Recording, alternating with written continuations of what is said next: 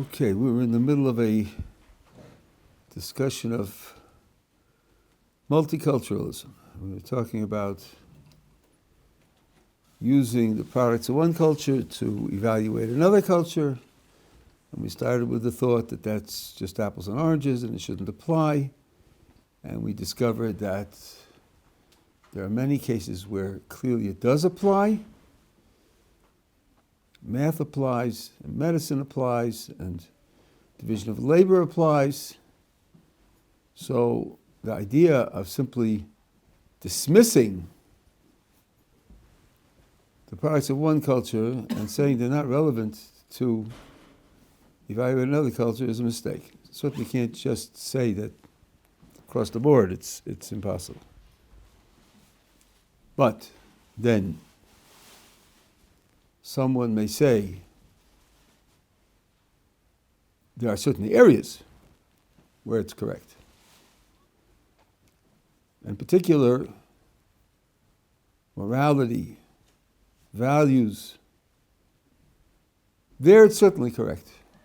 There, each culture has its own self-expression, and there's nothing to be said about using the values of morality of one culture to evaluate, praise, and condemn what's going on in another culture, whatever that is. And if asked, why are you saying that morality and ethics is different from the examples we gave where it clearly works that the products of one culture apply to another culture? The answer will be, well, you chose cases where the product of the one culture is based on facts, observations, predictions, experiment, facts that are public, facts that can be observed, and facts that can be used to generate agreement. And that's why there is, in these areas, very widespread agreement. But when it comes to morality and ethics and values, there aren't any facts that can be used to generate agreement. So there, it's just got to be a matter of taste, of preference, of experience, of taste, of just priorities that you have, like which flavors of ice cream you prefer. There it is just a cultural product, and all cultures, the product of each culture is a feature of that culture and has no relevance to describing or evaluating anything in any other culture. That's what the critic will say. So I suggested we start by asking him, you say there are no facts to determine matters of morality and ethics and values, and that's why it's just a cultural expression. Why do you say there are no such facts? Why do you say that?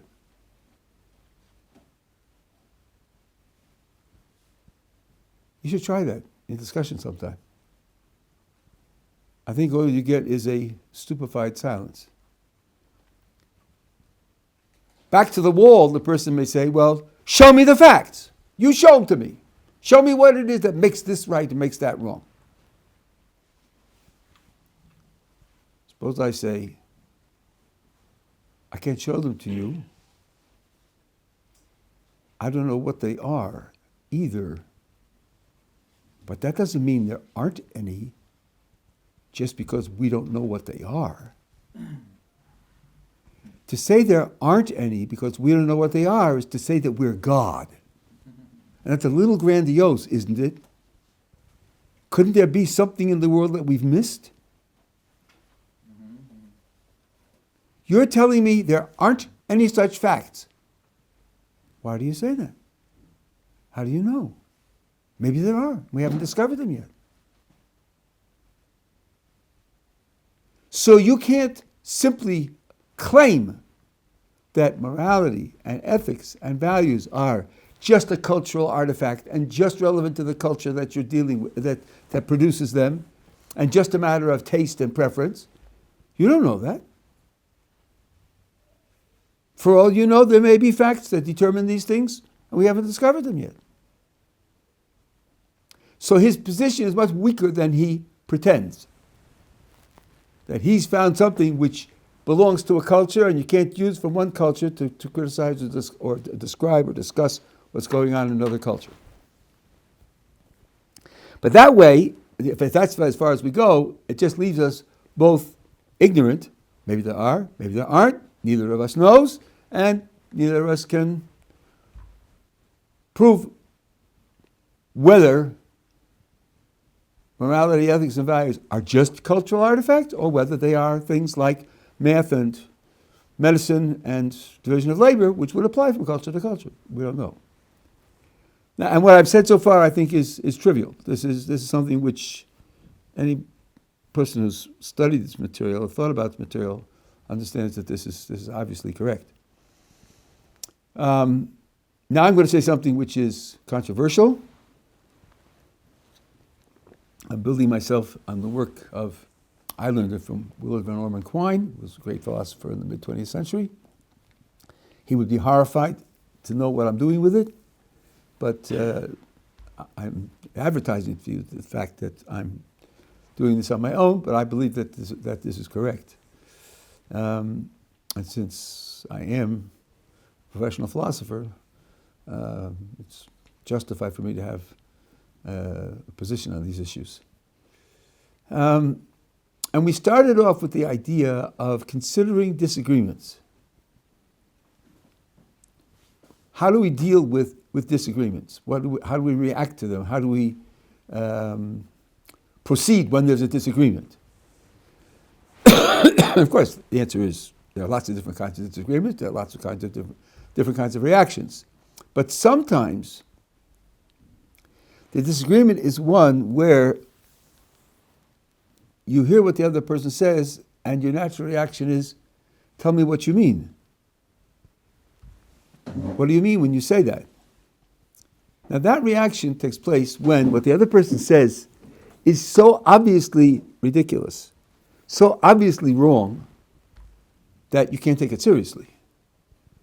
And then you think, well, I can't take what he said seriously, but I do think he's intelligent, and I do think he's having a discussion in good faith.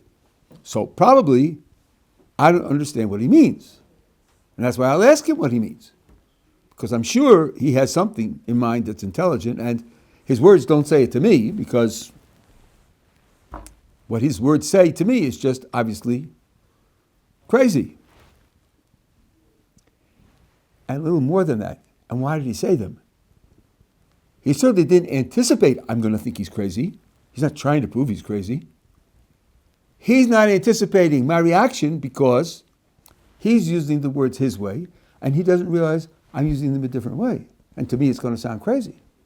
So clearly, there's a breakdown in communication here. So the silly examples that I gave yesterday is somebody says in the middle of a discussion, and by the way, there are no tables. What would you do? What? There are no tables? I mean, what's that? So maybe by table you mean transparent radioactive tables? Or tables that belong to Queen Elizabeth? Or what do you mean? You can't mean what I mean by there are no tables, because there obviously are tables. So, and if he says, well, in my culture there are no tables. Oh, you mean you don't own any tables? No. In my culture, the world has no tables. And in your culture, the world does have tables. I don't know, culture, culture's not going to help. There are tables. So just say in your culture there are no tables? What does that mean? I can't take you seriously. Now, there comes a point sometimes when you're discussing something with someone and you do break off the discussion. And you break off the discussion because he's put himself in a situation where discussion isn't the right activity. Aristotle said this about contradictions. Suppose you catch somebody in a contradiction. He takes a position, And you say, if you say that, then you committed to this, this, and this, and here you contradict yourself. And he says, yeah, I do. So? Well, if you contradict yourself, you got to give it up and change your mind. Really? Why? Why? It's a nice spring day, and I contradict myself. Let's have tea. Everything's fine. If he says that, then discussing things with him is not a productive project, because the purpose of discussing is to get to the truth, and contradictions can't be true. So he's got to change his mind, change his proposition, or change what he means. And if he's not bothered by it, if he thinks that when you end up with a contradiction, you just keep going and everything's fine, nothing needs to be revised, he's just not part of the same project. Sort of like a person who you checkmate him and he says, okay, here's my next move. So, sorry, if I checkmate you, the game's over. You lost. No. Here's my next move. I'm making another move. You made your move. I'm making my move. There's something going wrong. He's not playing chess anymore. He's in another planet. So if that's the way we take these types of discussions, we're not going to tolerate certain types of disagreements as reasonable disagreements. Let me give one more example before I apply it to our subject. You may not be aware of this, but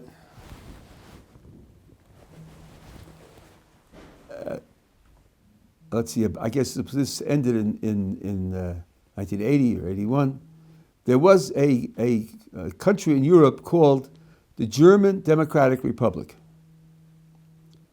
Now, the German Democratic Republic was a communist dictatorship. By the way, in Russia, in a month or so, there's going to be an election.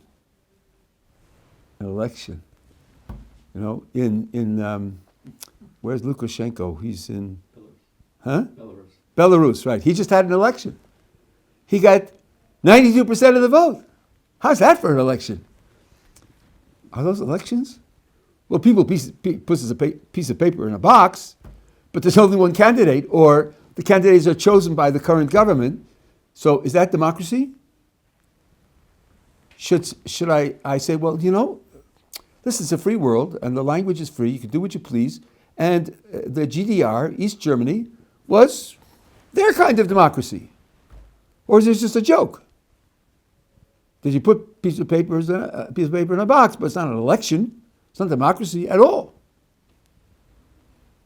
How far do you allow disagreements like this to progress?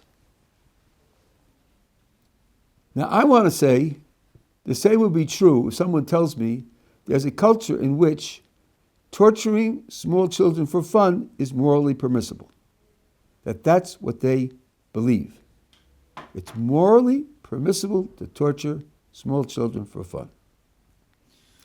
Listen, different cultures have different ways of doing things. They have different rules, different priorities, different perceptions, different preferences. And in their country, that's what morality says. Morality says that torturing small children for fun is permissible. So I think at this point we want to ask, why do you call it morality? In particular, let's take the radical case where we don't speak a common language. But there are people who have gone there and lived with them for months and months and compiled a dictionary. And the native says, gobbly, gobbly, gobbly, gook. And the anthropologist says, hold on, let's see. Gobbledy, gobbledy, morality, gook, torturing small children for fun. The translation of what he said is, it's morally permissible to torture small children for fun. Couldn't we wonder whether the dictionary was right? How did you decide that gobbledy means morality and gook means torturing children? Maybe you just got the wrong meanings for the words. I am told that when the British opened up Australia in the 1850s, they were listening to the native language, and as you, of course, all know, one of the native words they took to be the name of a certain species of animal. That's the word kangaroo, which stands for bipedal pouched, marsupials.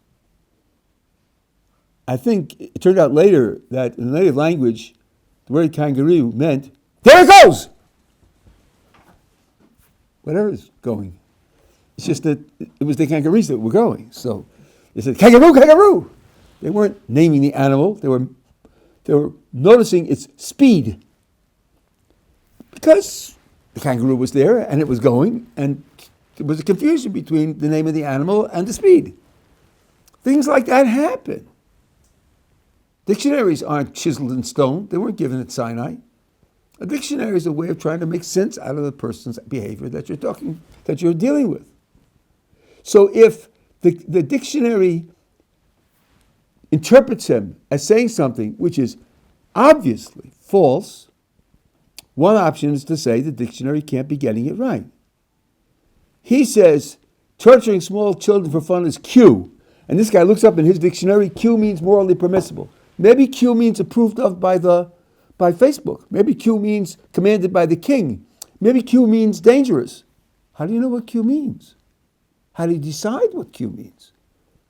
Well, one of the things you do is you ask yourself, if I say Q means such and such, can I make sense out of this person? Is he really so wildly ignorant that he's making the colossal error of thinking that morally it's permissible to torture small children for fun? No, then you judge his way of life.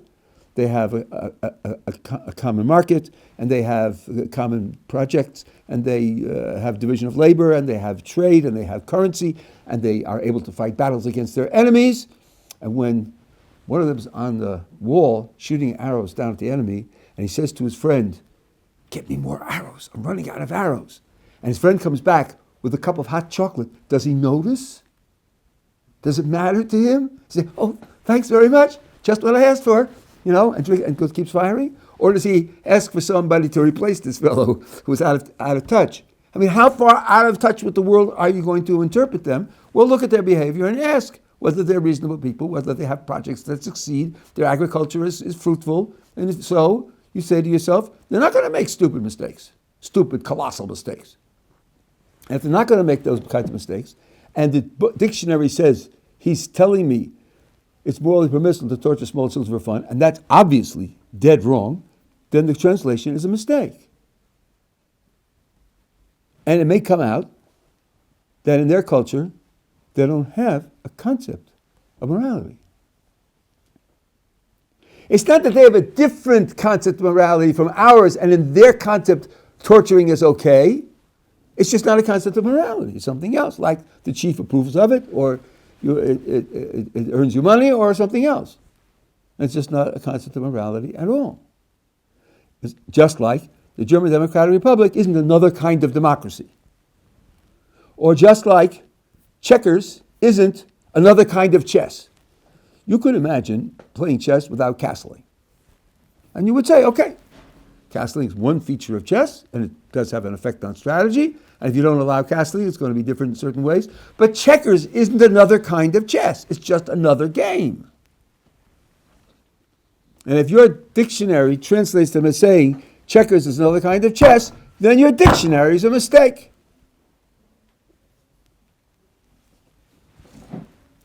Now, if that's the case, if these reflections are correct, then there are going to be limits to how far we're going to tolerate the idea that morality can vary. When somebody says, maybe another culture has a morality different from yours, the attitude is going to be, well, maybe in some respects, even we within our own culture are unsure of certain things about morality. We have disagreements, and in a certain sense, worse than having a disagreement on some issues, we just don't know what to say. We ourselves are in doubt. We can't, it's a foggy area. It's a gray area, which is not particularly clear. But there have to be limits to it, beyond which I'm not going to tolerate calling it a different morality. I'm going to say it's a different concept. It seems to me this kind of argumentation shows you how to set objectively certain limits to variations of morality that you're going to take seriously. Now, I want to give the critic another shot at criticizing this, and I'll try to show you how to answer him, and then I'm happy to discuss this. This isn't exactly simple, but as you've heard me say already, I do think that it is correct and binding. Suppose the guy says, listen, you got a lot of fancy words and a lot of fancy concepts, but the bottom line is you're telling other people what they have to do, and that's wrong. You have no right to do that. You can't impose your culture on somebody else.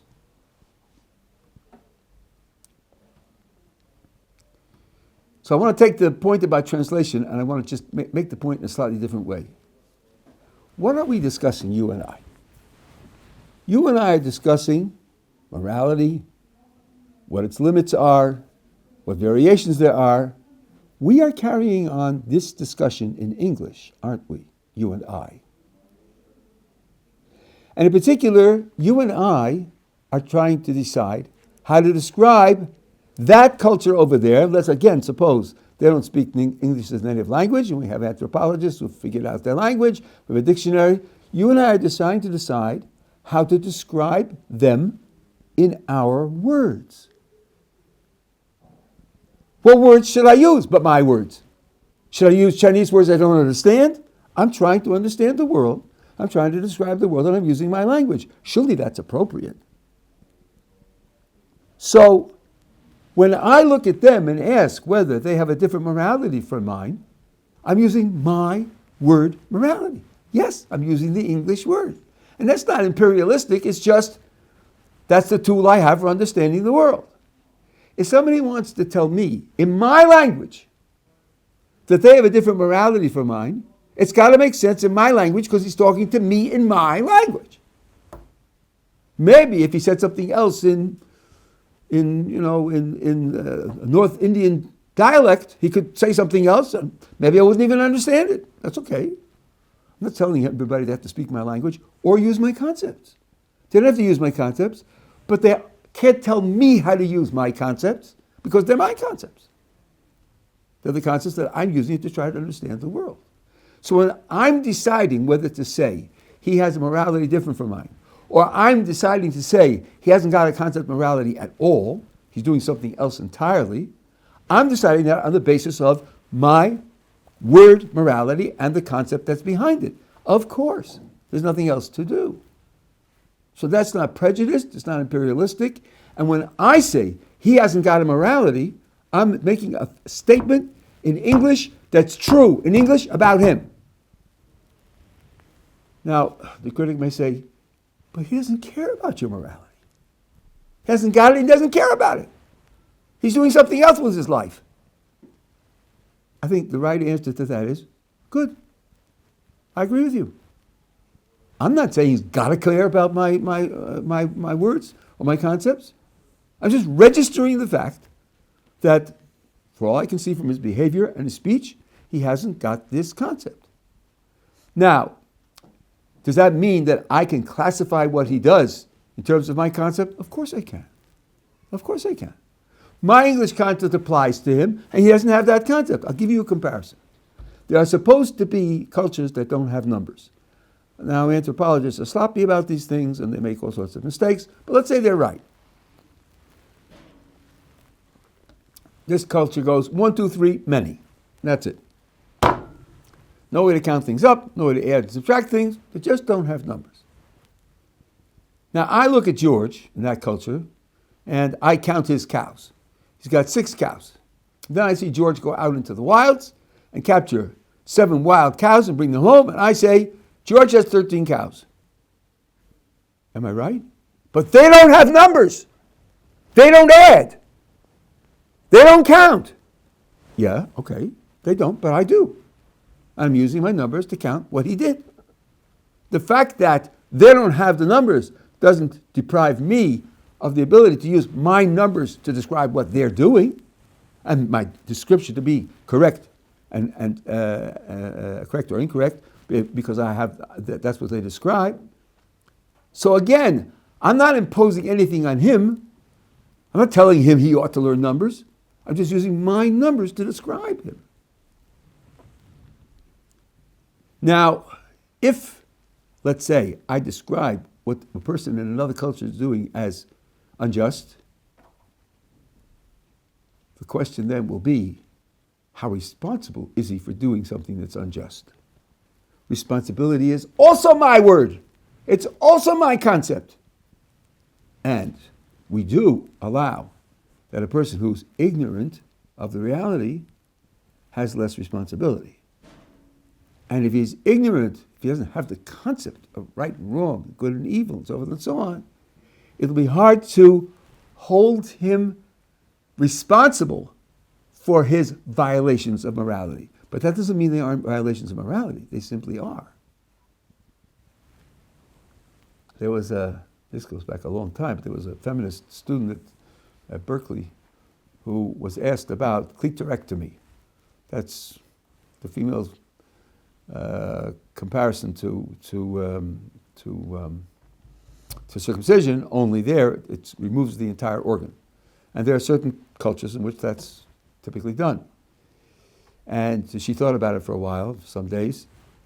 She said it's very difficult because part of me thinks that they're mutilating women and the women are victims. Part of me thinks that, but it's their culture. So I can't say anything about it. I think she chose the wrong way out. When they do that, they're victimizing their females. Maybe they don't know of any alternative. Maybe the females don't think of themselves as victims. They are victims nonetheless. If they were to understand what victimhood is and say, we don't mind, it's perfectly all right with us, then maybe they aren't victims. But we assume the reason they don't regard themselves as victims is they don't have the concept. But if they had the concept, then they certainly would regard themselves as victims. Then they are being victimized. That's an objective fact.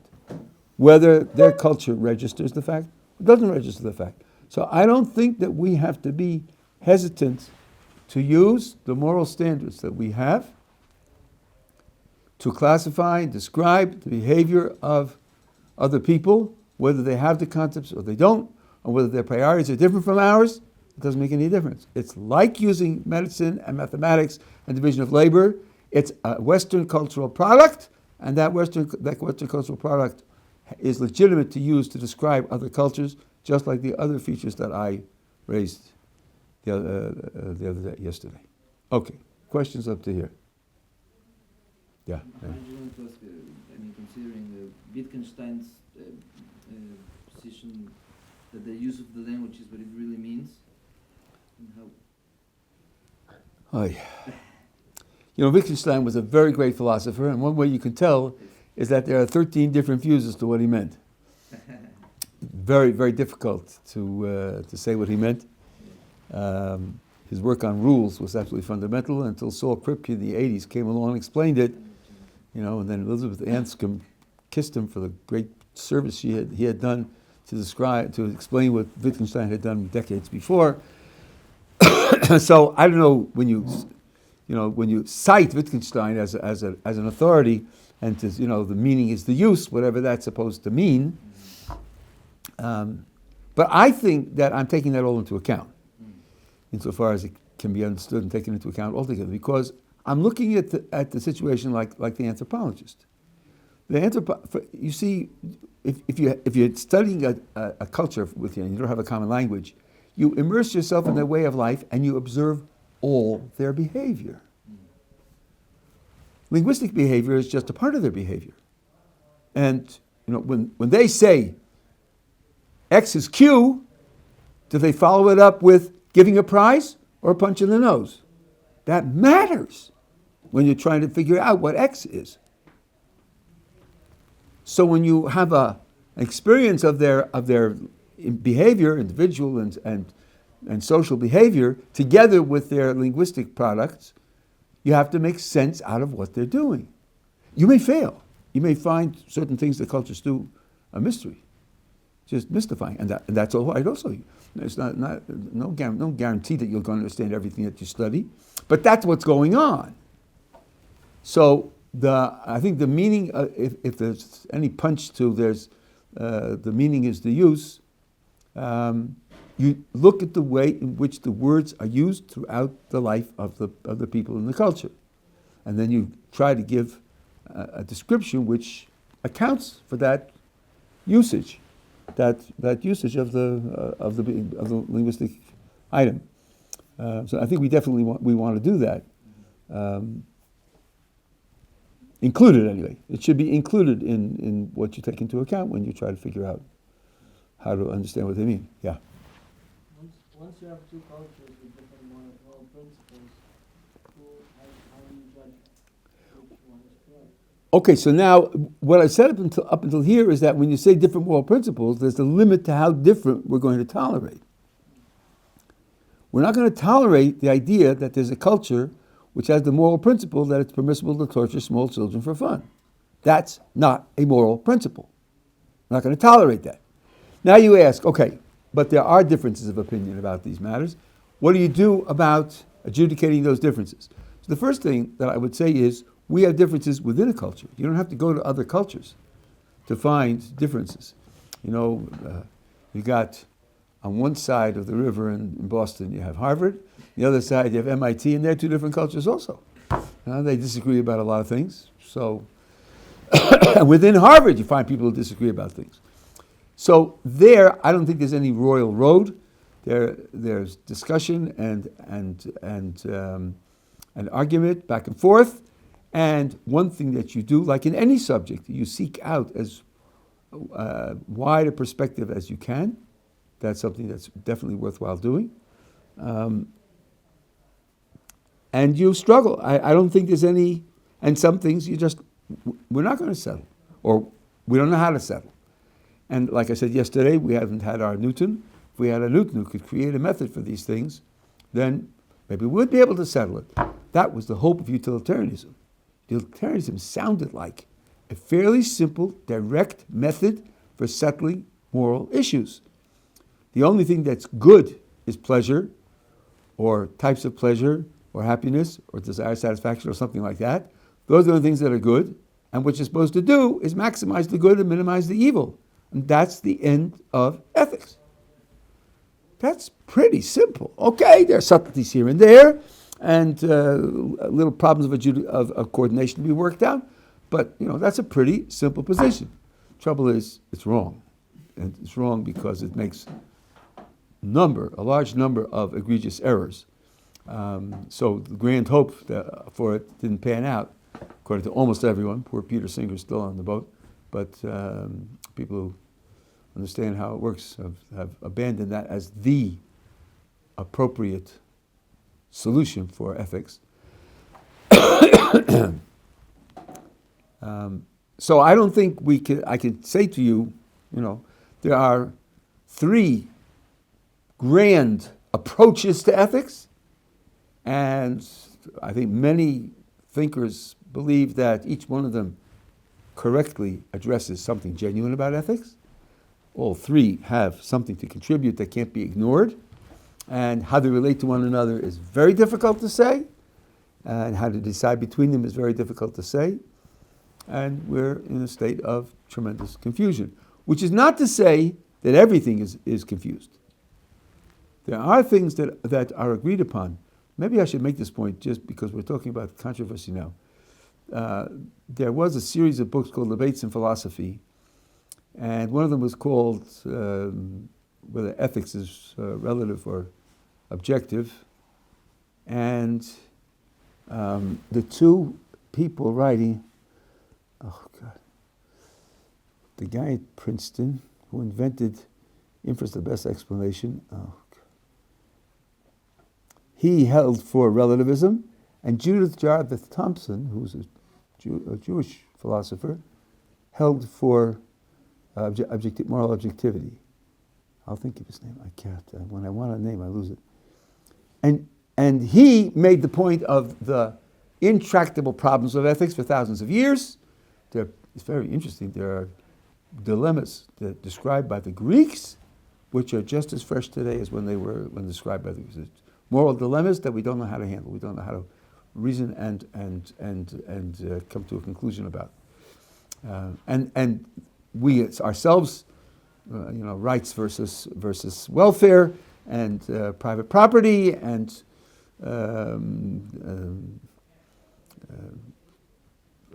direct democracy versus representative democracy. I mean, there are lots of issues that are hard to solve. And suppose the democracy votes to put in a dictator. Is it legitimate? Isn't it legitimate? I mean, there are lots of these difficult problems.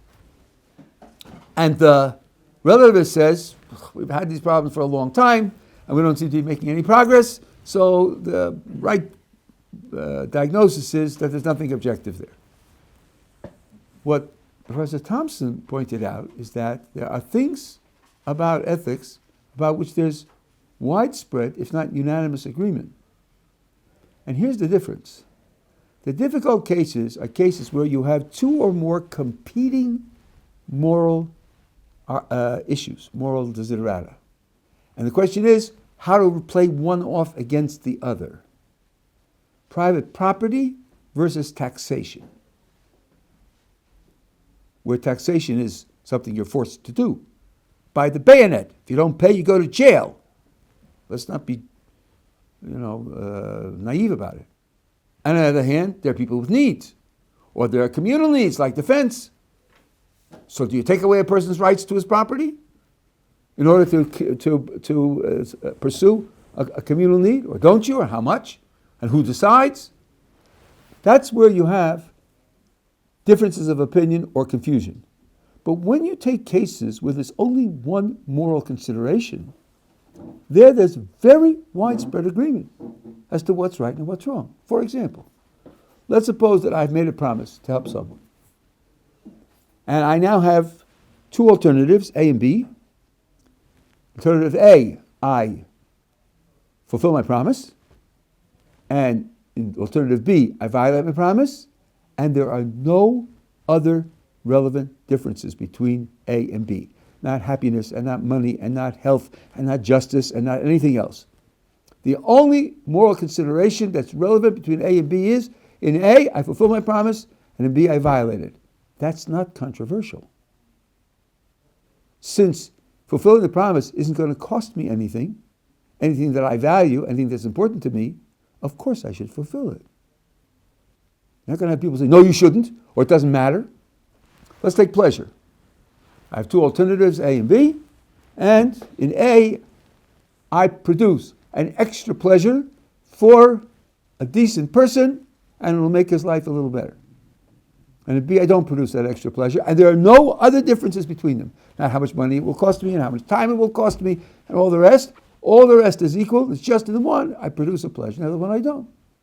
I think everybody will agree that I should produce the pleasure.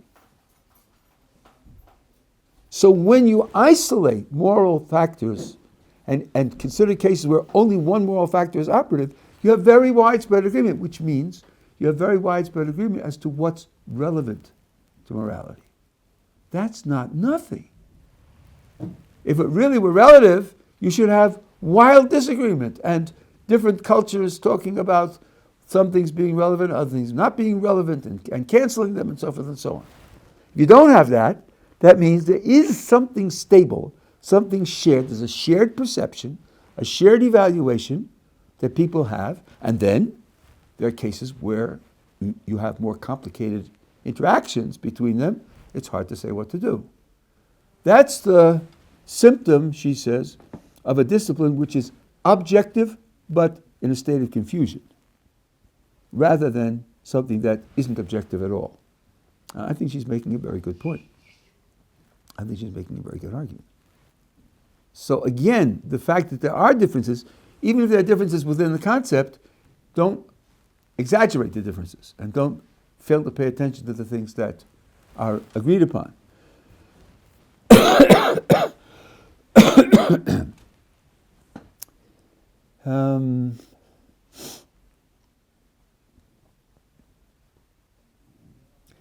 There's one final point that I want to make. I can make it. Maybe I'll repeat it again on Sunday. I'll repeat all of this stuff because it's also an extremely important point. When you talk about what's right and wrong, or what's good and evil, take taxation by force in order to supply the needs of the poor, and how much, and so forth and so on. Those judgments really are based on two different factors working together. One is your moral principles, and the other is your grasp of the relevant facts. And differences between people or cultures often are differences in their understanding of the relevant facts, and not differences in moral principles at all. So you have to be very careful not to jump to the conclusion that when two cultures differ in their practice vastly, that they have different moral principles, or they have a different morality. Here's a case which I think makes it in very startling terms. Did the Nazis have different values from ours? Let's take the Nazi persecution of Jews. Did they have different values from ours? I don't think so. I think they had the same values we had. And even so, they engaged in maybe the most atrocious crime in 1,000 years. Why? Because notice what they did. The Nazis made up a false story about the facts. The Jews want to take over the world. The Jews are poisoning the wells. The Jews use Christian blood for the matzahs on Pesach, and so forth and so on. The Jews control international commerce because they control the banks. The Jews control international news flow because they control the publications. Why did they make up those fantasies? Why did they bother? Why didn't they say, listen, we know you people in the West, when people are honest and clean and hardworking and productive, you coddle them. You support them. You're friendly with them. We aren't like you. The Jews are honest and productive and clean and helpful and friendly, and we kill them because we have different values from you. You're friendly with them, and we kill them. We just do things differently from you. They didn't say that. Why not? Why not? Because they didn't have different values. The value they're using is we're under attack and we're in danger and we're protecting ourselves. Everybody agrees to that. Well, everybody. Everybody who's not waving Palestinian flags. Everybody agrees that when you're in danger, you should and can defend yourself. And they were using that universally recognized value of defending oneself from danger in attacking Jews. That proves that they had the same values, not different values. Same is true with the European colonizers who came to North America. There was a doctrine called manifest destiny. It is the manifest destiny of the European colonizers to rule North America from sea to shining sea. From the Atlantic to the Pacific, it's all ours. There's only one problem. The Native Americans are in the way. Solution, they aren't human. Bipeds with red skin aren't human. And since they aren't human, they can't own property. And therefore we're not stealing anyone's property because they aren't human. Why did the European colonizers make up that story? Because they're using the same values that everybody else is using. You can't steal lands from people. So you make up a story that they're not people. So that means you have to be very careful. When you see a culture engaging in activities that are very, very different from yours, activities that you regard as atrocious, don't jump to the conclusion that they have different values. It could very well be that they have a different conception of the facts. I read, I don't remember whether this was a made-up example or whether it actually happened, but there's supposed to be a culture somewhere in the world where the practice was, when people reach a certain age, children kill their parents. So you read that and you think, wow, wait a minute, that's really over the edge. Children killing their parents, that's just, how could you possibly understand something like that? And here's the answer. They have a conception of what happens after death. That there is a soul, and the soul lives forever after death, with the mental capacities it has at the moment of death. And they're quite aware of the deterioration, the mental deterioration that some people undergo when they become elderly, so as to preserve an eternity of mental sharpness for their parents. They kill their parents to prevent their decline. Wow, you hear that story and it puts an entirely different complexion on what's going on. That inhuman savagery. Okay, you don't agree with the story. That means you disagree with the facts. Doesn't mean that they have different moral values. So to be very careful about not drawing conclusions about what people's moral values are. And in addition to that, when a person does something, you don't know whether he regrets it or not. You mustn't assume that when a person does something, he's brazen about it and does it with full confidence and doesn't care about what he's doing. He may, in fact, regret what he's doing and wish that he didn't do it. I knew someone, this goes back 60 years, maybe more. This fellow, big fellow, very strong, worked out, and was very rough. And when he got excited, he could break your arm or break your leg. He obviously had a problem. And he got therapy for it. And it took time for him to overcome it, to learn to be gentle. And he learned it. He wasn't indifferent to the fact that he was too rough. He knew he was too rough. He just didn't have the right tools to control himself. So when you see somebody doing something and you think that's a horrible thing to do, it doesn't follow that the person has different values. He may be knowledgeably violating his values and regretting it. So all of this has to teach us to be very cautious in judging that people or cultures have moral values different from our own. I lived through the Margaret Mead travesty, where the relativists had the upper hand, and everybody was preaching that different cultures have different values and so forth and so on. And then it was discovered that she made egregious errors. She asked natives in a certain culture about their sex lives, and they told her stories, and found out later that these people said, she's a jerk. She's coming in and asking about private lives. We'll make up stories for her. You know?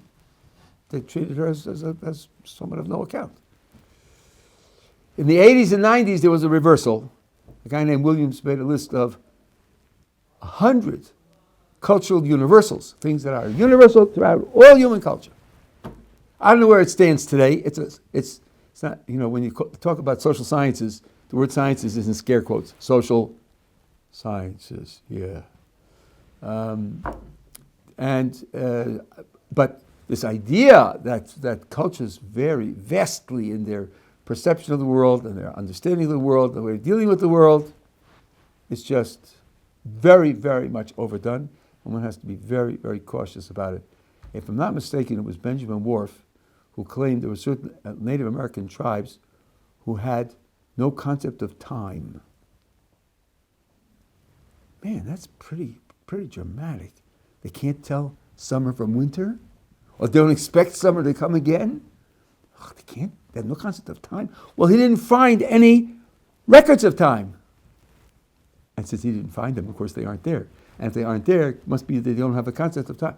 But it turned out that they kept time by putting knots and strings, and he just didn't notice that. He didn't notice it. Since he didn't notice, he assumed it wasn't there, and he treated them as primitive, and so forth and so on. So be very, very cautious about making these kinds of grandiose conclusions about matters which are very complex, subtle, and deep. Okay.